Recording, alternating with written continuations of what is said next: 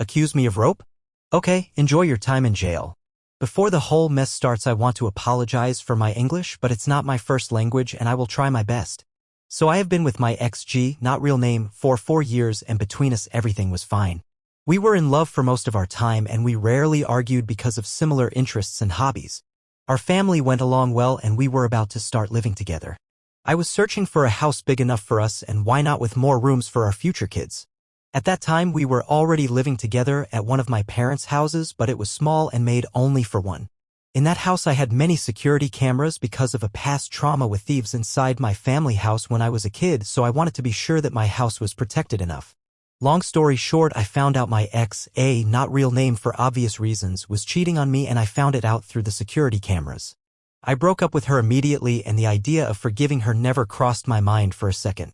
To my POV, cheaters have zero credibility and when they promise to change they are lying, and so I never forgave her and not even listened to her reasons and excuses but just blocked her and ghosted her. Hey, subscribe for more interesting stories. Now back to the story.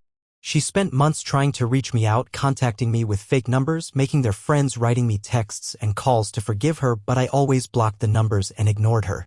After 3 months like this, everything finally stopped and I thought that it was the end of it, but for God's sake, not at all. At that time, I was working as a lawyer and things were going pretty well for me and I was making myself a name with big clients when a day the police arrived in my office and arrested me.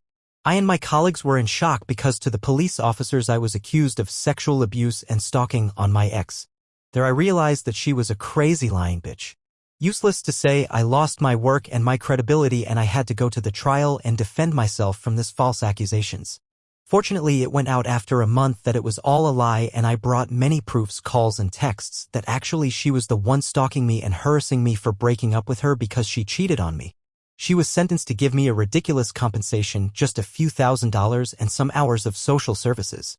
I mean, when I heard the sentence I thought it as some kind of joke and in fact I laughed at it, but it was all fucking true.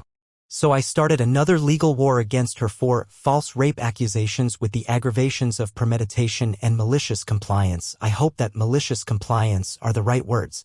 Just to add one more thing, my parents were always at my side and never believed her while her parents tried to defend her always, even when she was first sentenced for the ridiculous compensation and the hours of social services.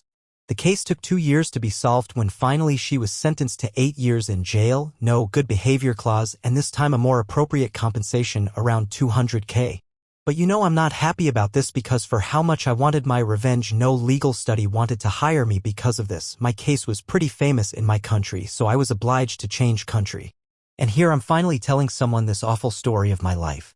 Justice was served, but not at all, because I still remember those days where I practically sent my CV to every legal studio of my country, but no one wanted me because of my reputation, and for how much I'm happy about my ex being in jail. My reputation would never be clean again and I will forever suffer for this.